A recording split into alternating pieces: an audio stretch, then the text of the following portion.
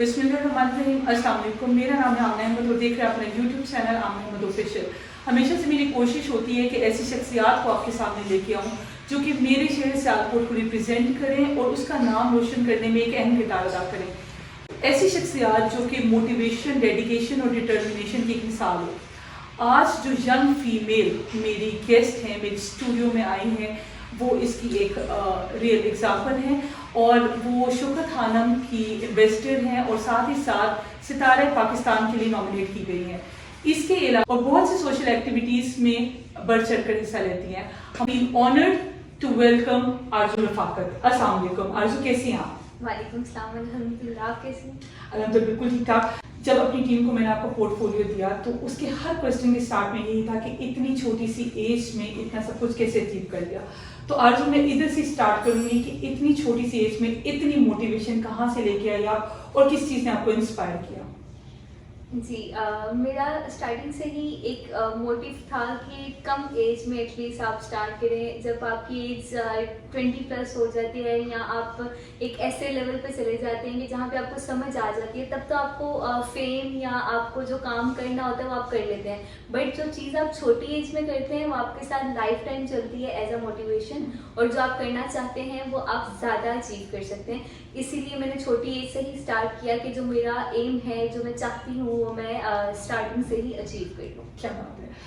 आप को नॉमिनेट किया गया है सितारे पाकिस्तान के लिए, इस सफ़र के बारे में कुछ बताइएगा। सितारे पाकिस्तान बेसिकली MB का प्रोडक्शन है कराची में, वो इसको ऑर्गेनाइज करवा रहे हैं और उसमें पाकिस्तान के डिफरेंट सिटीज़ से एक अवार्ड देंगे उनको जो कम्युनिटी के लिए काम कर रहे हैं। कोई ऐसी मोटिवेशन स्टोरी है उनकी लाइफ की, तो उनको अवार्ड्स देंगे। तो उसमें मेरा नॉमिनेशन मुझे मिली, पर जो मेरी नॉमिनेशन की मेन चीज़ थी वो मेरी यही थी, जो मेरा पोर्टफोलियो था उसमें जो मेन चीज़ थी वो कम्युनिटी को सर्व करने के लिए थी कि मैंने कम्युनिटी को सर्व किया और एज अ सोशल वर्कर मुझे वहाँ पे नॉमिनेट किया। क्या बात है अर्जुन, इतनी एज में आपने इतनी अचीवमेंट्स हासिल की, इतने माइलस्टोन्स को आपने हासिल किया।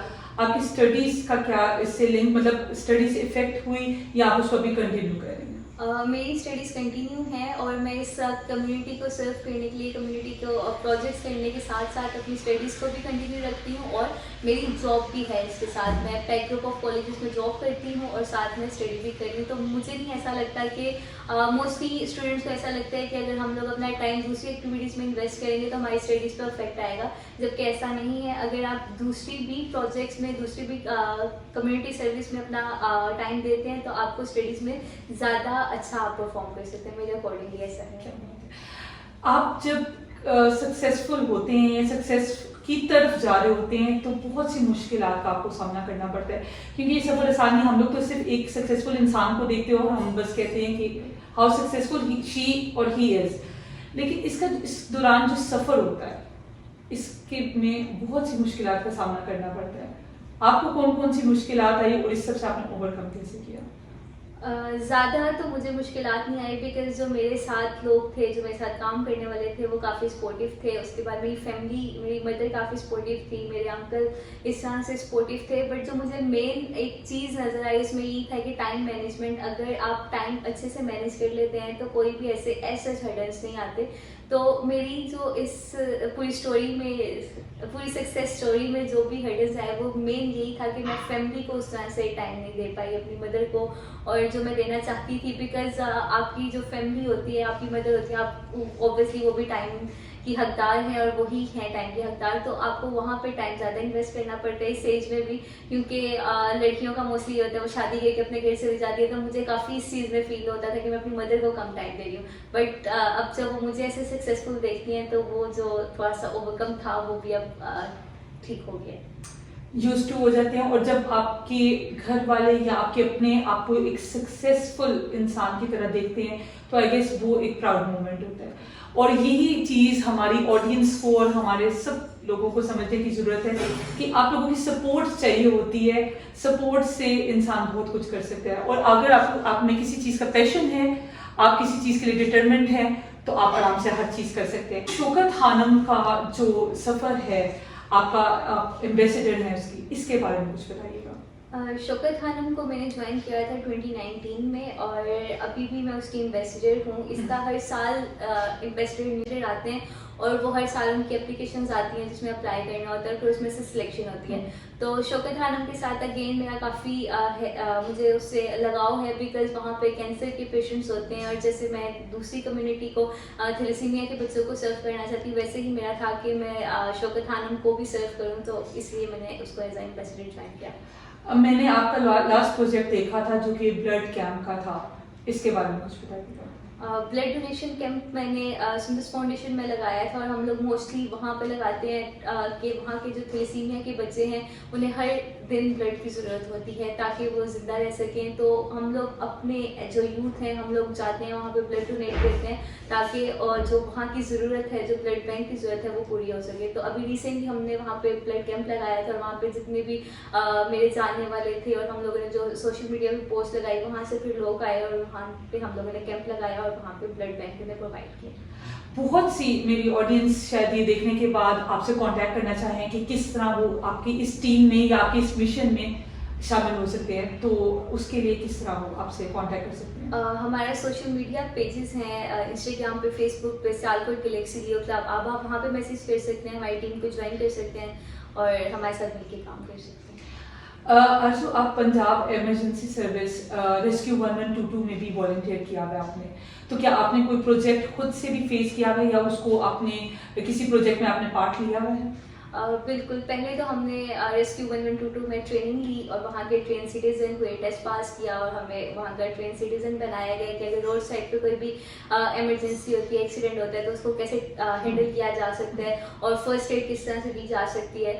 पहले तो हमने ये सीखा, और उसके बाद मैंने 2 साल तकरीबन वहाँ पे जब मुहर्रम आते हैं तो वहाँ पे मुहर्रम की ड्यूटी परफॉर्म की हुई है, वहाँ पे एज अ इमरजेंसी ऑफिसर कि वहाँ पे कोई भी इमरजेंसी हो जाती है तो उसको टैकल करने के लिए। ठीक हो गया।